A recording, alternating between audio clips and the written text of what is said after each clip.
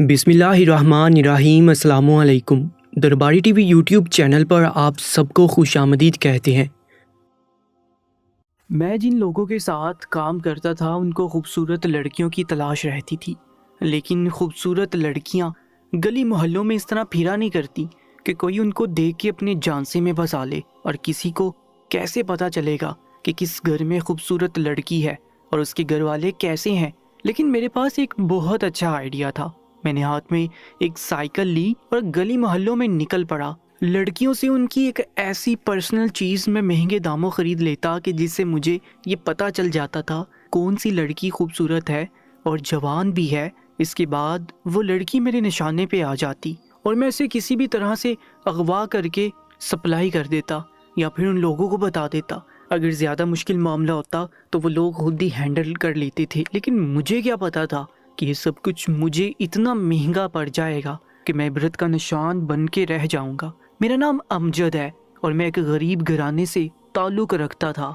मेरी जवान बहनें थीं, छोटे बहन भाई थे, बाबा इस दुनिया में नहीं थे। मुझे बहुत पहले ही पता चल गया कि अगर पैसे कमाने हैं तो हाथ टेढ़ा ही करना पड़ता है। मेहनत की कमाई से सिर्फ 2 वक्त की रोटी पूरी होती है, अय्याशियाँ नहीं होती। और अय्याशियाँ तो एक तरफ अपनी बहनों की शादी करनी थी, ये मैं किस तरह कर पाता। हम लोग एक छोटे से इलाके में रहते थे। ये एक छोटा सा ज़िला था। यहाँ पर इतनी ज़्यादा आबादी भी नहीं थी और मौके भी नहीं थे। मैं एक मोटरों वालों के साथ काम करता था, लेकिन वहाँ मुझे बहुत ज़्यादा मेहनत करनी पड़ती थी। उधर ही मेरी मुलाकात एक शबीर नामी बंदे से हुई थी। उसने मुझे काम के बारे में बताया था। उसने कहा था कि मुझे ऐसा आदमी चाहिए जो पूरे इलाके से वाकिफ़ हो। मैंने कहा कि मैं तो यहीं पे पैदा हुआ हूँ, अपनी ज़िंदगी के 25 साल मैंने इधर ही गुजारे हैं, गली मोहल्लों में खेल के बड़ा हुआ हूँ। उसे ये सब कुछ बड़ा अच्छा लगा। उसने कहा कि तुम्हें काम पे तो रख लेता हूँ, लेकिन काम है गलत। मैंने कहा कि मेरा काम क्या है? उसने कहा कि तुम्हें ये पता करके बताना है कि कौन से घर में सबसे ज़्यादा खूबसूरत और जवान लड़की रहती है। मैंने कहा कि ये बात मैं कैसे पता करूँगा? कुछ के बारे में तो शायद मुझे पता चल भी जाए, लेकिन हर घर की रिपोर्ट तो आपको नहीं दे सकता। उसने कहा कि ये तो तुम्हारा काम है, तुम्हें सोचना पड़ेगा। हम तुम्हें बहुत अच्छे पैसे देंगे, इतने अच्छे पैसे देंगे कि सिर्फ तुम्हारा घर नहीं चलेगा बल्कि तुम अपने और अपने घर वालों के ख्वाब भी पूरे कर पाओगे। पर तुम्हें आइडिया खुद ही सोचना होगा कि ये बात कैसे पता चलेगी। मैं परेशान भी हो गया और हैरान भी। उसने कहा कि अगर तुम्हारे पास कोई अच्छा आइडिया है तो फिर हमारे डेरे पे आ जाना, हम तुम्हें काम पे रख लेंगे। उसने मुझे अपना पता और फ़ोन नंबर वगैरह तो दे दिया था, पर मैं सोच रहा था कि मैं ये बात कैसे पता कर सकता हूँ। मैं एक मर्द था, कोई औरत तो नहीं था कि किसी के घर में चला जाऊँ। और एक औरत पूरे मोहल्ले की हर घर में तो नहीं जा सकती थी, तो वो मशकूक हो जाती है। मैंने बहुत सोचा और इसके बाद मेरे दिमाग में एक ऐसा ख़तरनाक किस्म का आइडिया आ गया कि मैं खुद हैरान हो गया कि ये मेरे दिमाग ने ऐसा सोच लिया। मैं 2-4 दिन तक सोचता रहा था, फिर उनके पास चला गया। जब उन लोगों को मैंने बताया वो बहुत खुश हुए। उसने कहा कि फिर आज से तुम्हारे लिए इस सामान का इंतज़ाम करते हैं जिसकी तुम्हें दरकार है और तुम काम पे निकल जाओ। जब मैं हाथ में साइकिल पकड़े घर में दाखिल हुआ तो मेरी अम्मी हैरान हुई। उन्होंने कहा कि ये साइकिल किसने दे दी? आजकल तो साइकिल भी 10-12 हज़ार तक पहुंच गई है। मैंने कहा कि अम्मी किराए पे ली है, नया काम शुरू करने लगा हूँ। अम्मी ने कहा कि कौन सा काम करेगा? मैंने कहा कि अम्मी कबाड़ का काम करूँगा, लोगों के घरों से फालतू चीज़ें और सामान वगैरह लिया करूँगा और उसे कबाड़ में बेचा करूँगा। अम्मी ने कहा कि तू दुकान पे काम करता था, तुम लोगों को ये तो कहते थे कि फ़लाँ बंदे के साथ शागिर्दगी करता है, नौकरी करता है, अब तू कबाड़िया बनने लगा है, फिर तेरी बहनों के लिए रिश्ते कहाँ से आएंगे? मैंने कहा कि अम्मी गरीब बंदे की कौन सी इज्जत होती है, वो तो गरीब ही रहता है, चाहे मैं मोटर की दुकान पे काम करूँ या किसी के घर के बर्तन धो लूँ या कबाड़िए का काम करूँ, काम तो काम है ना, मैं तो गरीब ही रहूँगा ना। बस आप इस बारे में नहीं बोले। मेरी अम्मी को ये सब बिल्कुल अच्छा नहीं लगा था और मेरी बहनें भी अजीब सी शक्ल बना रही थी। मैंने उनको कहा कि तुम सबके लिए ही मैं ये सब कर रहा हूँ, इसलिए दुआ करना कि मेरे काम में बरकत पड़ जाए। मेरी माँ इस बात के इतना खिलाफ थी कि उसने तो रोना ही शुरू कर दिया, लेकिन मैं उनको कैसे बताता कि असल में मेरा ये काम नहीं था, मुझे तो जासूसी करनी थी और मेरे पास आइडिया भी बहुत अच्छा था। मैं एक घर में दाखिल हो गया। एक लड़की बाहर आई जिसकी उम्र कम थी। मैंने कहा कि घर में कोई भी पुरानी चीज़ें हैं, औरतों के पुराने कपड़े, कोई भी चीज़, यहाँ तक कि सर के बाल जो कंघे में टूट जाते हैं, تو میں وہ خریدنے کے لیے آیا ہوں۔ اس نے کہا کہ کتنے میں خریدو گے؟ میں نے بہت زیادہ دام بتایا تو وہ حیران رہ گئی۔ اس نے کہا کہ یہ جو سر کے بال ہوتے ہیں یہ اتنے زیادہ مہنگے بکتے ہیں؟ میں نے کہا کہ ہاں، سر کے بال بھی اور دیگر چیزیں بھی۔ میں نے ان کو ایک لسٹ پکڑا دی۔ میں نے کہا کہ اس میں جو بھی چیزیں لکھی ہیں اگر وہ آپ کے پاس ہیں تو میں وہ سب خرید لوں گا۔ اس میں ایک ایسی چیز بھی لکھی تھی جو ہر عورت استعمال کرتی ہے اور اس کی بہت ہی ذاتی قسم کی چیز ہوتی ہے۔ ایسی چیز ہوتی ہے کہ اگر خراب ہو جائے تو عورتیں اسے کوڑے میں بھی نہیں پھینکتی، لیکن اگر ان کو یہ پتہ چل جائے کہ کوئی خرید رہا ہے تو پھر وہ کیوں نہ بیچیں گی۔ تھوڑی دیر کے بعد ہی 3-4 لڑکیاں میرے آس پاس منڈلانے لگی اور اپنی اپنی چیزیں لے کر آ گئی۔ ان کے ہاتھ میں شاپر تھا، اس میں ان کے سر کے بال بھی تھے۔ سر کے بالوں کا تو میں نے بہانہ کیا تھا، لیکن سب کو پتا تھا کہ عورت کے سر کے ٹوٹے ہوئے بال کافی مہنگے بکتے ہیں، لیکن اصل تو مجھے دوسری چیزوں سے مطلب تھا اور میرا آئیڈیا تو صحیح جا رہا تھا کہ مجھے پتا چل گیا تھا کہ اس گھر میں 3-4 لڑکیاں تھیں اور وہ بھی اتنی زیادہ خوبصورت۔ میں نے ان سب سے ان کی ذاتی چیزیں خرید لی اور ان کو تھوڑے زیادہ ہی پیسے دیے۔ وہ بہت خوش ہو گئی اور میرے سامنے ہی کھڑے ہو کر ایک دوسرے کو کہنے لگی کہ آج تو پیزا منگوا کے پارٹی کریں گے۔ یہ عورت نام کی جو مخلوق ہے نا، یہ بڑی بے وقوف ہوتی ہے، کیونکہ عورت کی اتنی زیادہ ضرورتیں ہوتی ہیں کہ اسے ہر وقت پیسوں کی ضرورت رہتی ہے۔ اس نے میک اپ بھی لینا ہے، کپڑے بھی لینے ہیں، جوتے بھی لینے ہیں، ہر چیز اس نے بازار سے لینی ہے اور اسے ان چیزوں کو خریدنے کا شوق بھی بہت ہوتا ہے۔ اس لیے عورت فطرتاً لالچی ہوتی ہے، کیونکہ اسے چیزوں کی ضرورت ہوتی ہے اور مجھے عورت کی اسی نفسیات کا فائدہ اٹھانا تھا۔ میں نے اس گھر کا پتہ، گھر کا نمبر، لڑکیوں کی تعداد، لڑکیوں کی شکل و صورت ایک کاغذ پہ لکھ کے پہلے دن اپنے مالکوں کو پکڑا دی تو وہ بہت خوش ہو گئے۔ انہوں نے کہا کہ بس اب ان کو وہاں سے غائب کرنا ہمارا کام ہے، تم اسی طرح کام پہ لگے رہو اور جگہ جگہ جا کر دیکھو کہ اس گھر میں کون سی لڑکی ہے اور کتنی زیادہ خوبصورت ہے۔ دیکھو، ہمیں صرف صحت مند اور خوبصورت لڑکیوں کی ضرورت ہے۔ کسی گھر میں کوئی سوکھی یا بیوہ یا طلاق یافتہ لڑکی بیٹھی ہو تو ہمیں اس کی ضرورت نہیں ہے۔ اب یہ تو تمہاری نظر ہے کہ تم کس طرح سے اندازہ لگاتے ہو، لیکن مردوں کی نظر بڑی تیز ہوتی ہے۔ مردوں کو پتہ چل جاتا ہے کہ کون سی لڑکی جوان ہے، کون سی شادی شدہ یا طلاق یافتہ ہے، کیونکہ شادی شدہ عورتوں کی چال کنواری لڑکیوں سے تھوڑی سی مختلف ہوتی ہے اور یہ بات صرف مرد ہی اندازہ لگا سکتے ہیں۔ میں بھی تو ساری زندگی دکان پہ کام کرتا رہا تھا، آتی جاتی عورتوں کو دیکھتا تھا، تو مجھے بھی اندازہ تو تھا ہی۔ مجھے اپنی اسی چالاکی کو استعمال کرنا تھا۔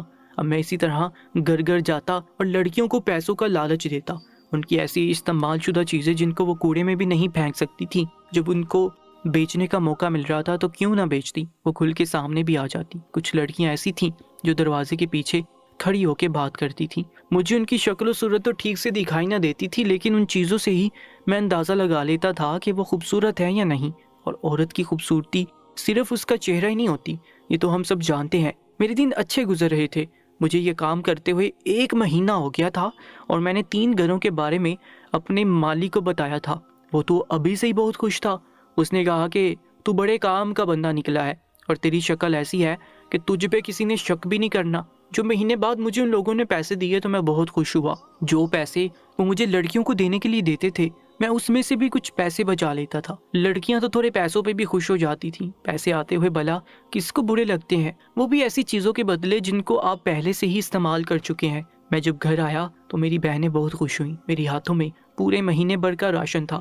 میری امی بھی حیران رہ گئی، جبکہ پورا مہینہ امی نے مجھے باتیں سنائی تھی۔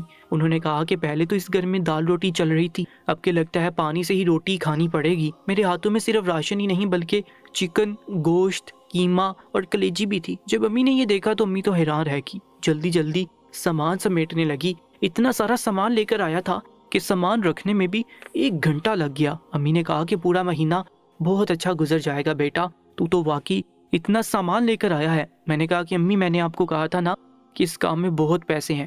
امی نے کہا کہ ہاں میں نے سنا ہے، ایک خاندان تھا، کوڑا اٹھایا کرتا تھا اور انہوں نے اپنا گھر بنا لیا تھا۔ میں نے کہا کہ میں کوڑا بھی نہیں اٹھاتا، لیکن آپ پریشان نہیں ہو، ہمیں تو اچھے کھانے سے اور پیسوں سے مطلب ہے نا، کام تو ویسے بھی کوئی چھوٹا بڑا نہیں ہوتا۔ امی نے کہا کہ مجھے اپنی تربیت پہ بڑا ناز ہے بیٹا، تو ان بہنوں کا اکیلا بھائی ہے، پھر بھی تو نے کتنا کچھ کیا ہے ان کے لیے، اللہ تجھے اس کا اجر ضرور دے گا۔ میری دعائیں ہمیشہ تیرے ساتھ ہیں، مجھے پتا ہے کہ تو ہم سب کے لیے کچھ بھی کر سکتا ہے، تو ہمیشہ محنت سے ہی کام کرے گا چاہے کچھ بھی ہو جائے۔ امی کی باتیں سن کے مجھے تھوڑا سا عجیب لگا، کیونکہ میں محنت نہیں کر رہا تھا، میں نے تو چھوٹا راستہ بنا لیا تھا اور پیسے تو آ رہے تھے۔ میں بھی خوش ہوگی، ساری بہنوں کو 200 روپے دیے تو ان کے چہرے بھی کھل اٹھے۔ میں نے کہا کہ اپنی پسند کی کوئی چیز کھا لینا، ورنہ اس سے پہلے تو میں ان کو 1 روپیہ بھی نہ دے سکتا تھا۔ گھر کی دال روٹی بڑی مشکل سے پوری ہوتی تھی، الگ سے پیسے دینے کا تو سوال ہی پیدا نہیں ہوتا تھا۔ گھر والے خوش ہو گئے تھے، میرے سے میرے مالکان بھی خوش تھے اور میں خود بھی خوش تھا۔ دیکھنے کو خوبصورت لڑکیاں بھی مل جاتی تھیں۔ ایک لڑکی تو بہت ہی لالچی تھی، اس نے تو اپنی ساری ذاتی چیزیں نکال کے میرے ہاتھ میں پکڑا دی، لیکن جب میں نے اسے دیکھا تو میں حیران رہ گیا۔ وہ تو بہت ہی زیادہ دبلی پتلی سی تھی، بالکل بھی خوبصورت نہیں لگتی تھی۔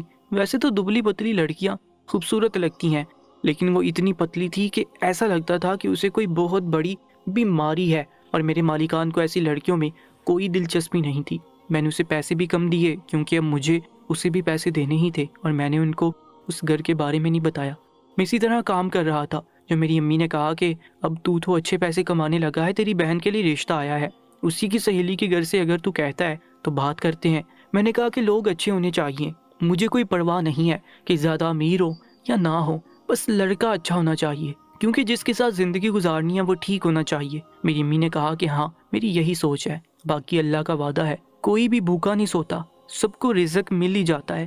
جیسے ہی ہمارے حالات بدل گئے، ایسے کسی کے بھی حالات کم زیادہ ہوتے ہی رہتے ہیں، لیکن بیٹا آج کل حالات اتنے بھی اچھے نہیں ہیں۔ ابھی پچھلے دنوں نا وہ سامنے رہتے تھے نا کریم دہی والے، ان کی بیٹی کو کسی نے اغوا کر لیا۔ میں یہ بات سن کے حیران رہ گیا، کیونکہ ان کی بیٹی کے بارے میں ہی میں نے ان لوگوں کو بتایا تھا، اور پھر ان کے کہنے پر اسے اغوا بھی کیا تھا۔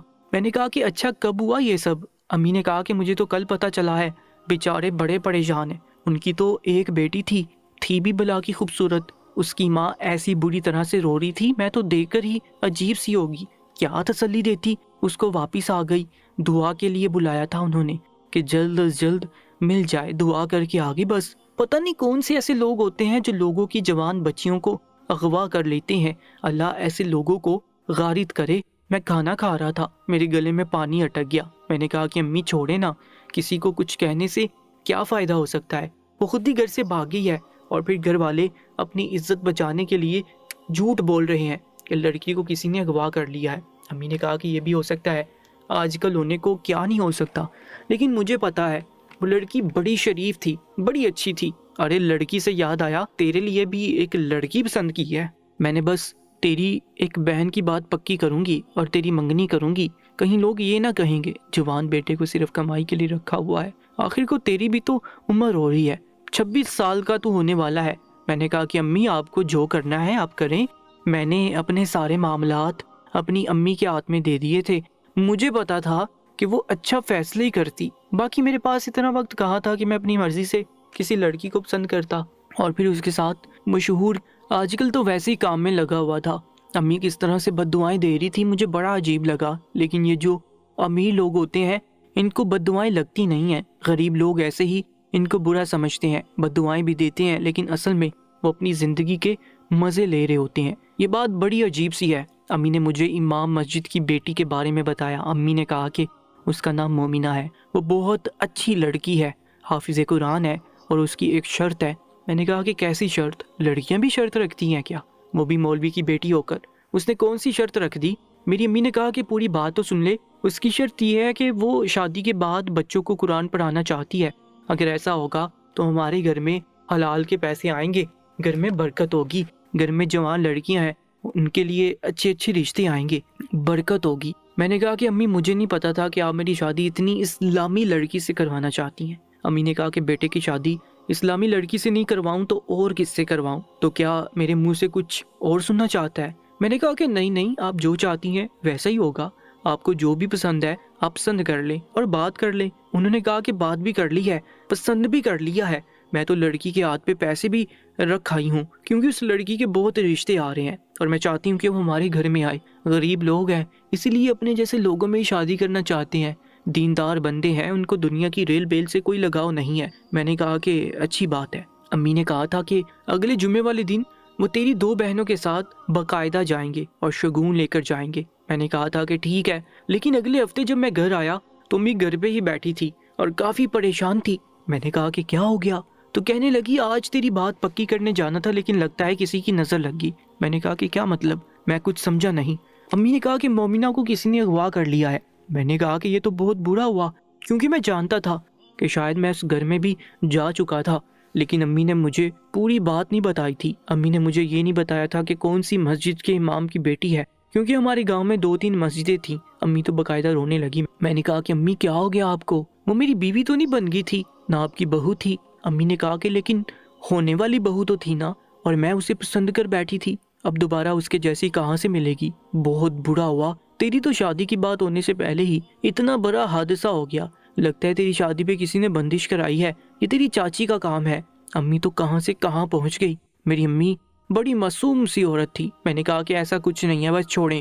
انہوں نے کہا لیکن آج کل یہ سب کچھ بہت ہو رہا ہے، ہمارے محلے سے نہ جانے کتنی لڑکیاں غائب ہو چکی ہیں، اور دوسرے محلے سے بھی خبریں آ رہی ہیں، سنا ہے کچھ لوگ آئے ہوئے ہیں جو جوان لڑکیوں کو اغوا کر رہے ہیں۔ بیٹا مجھے تو بڑا ڈر لگتا ہے، ہمارا تو گھر بھرا ہوا ہے جوان لڑکیوں سے۔ میں نے کہا کہ ہمارے گھر کی لڑکیوں کو کبھی کوئی اغوا نہیں کرے گا۔ امی نے کہا کہ تو اتنے یقین سے یہ بات کیسے کہہ سکتا ہے؟ میں اتنے یقین سے اس لیے کہہ سکتا تھا کیونکہ میں اپنی ہی بہنوں کو تو کبھی بھی ان لوگوں کے سامنے چھوڑنے والا نہیں تھا، تب میں نے خود اغوا کرنا تھا۔ لیکن امی کو کیسے سمجھاتا؟ امی نے کہا کہ مجھے تو ڈر لگتا ہے، میں تو ان کو کہیں بھی جانے نہیں دوں گی۔ میں نے کہا کہ ٹھیک ہے وہ بات بھی، لیکن آپ کو زیادہ پریشان ہونے کی ضرورت نہیں ہے، اس بات کو لے کے اتنا پریشان مت تو جائیے گا کہ اپنی طبیعت خراب کر لیں۔ میں ہوں نا، میرے ہوتے ان کو کچھ نہیں ہوگا۔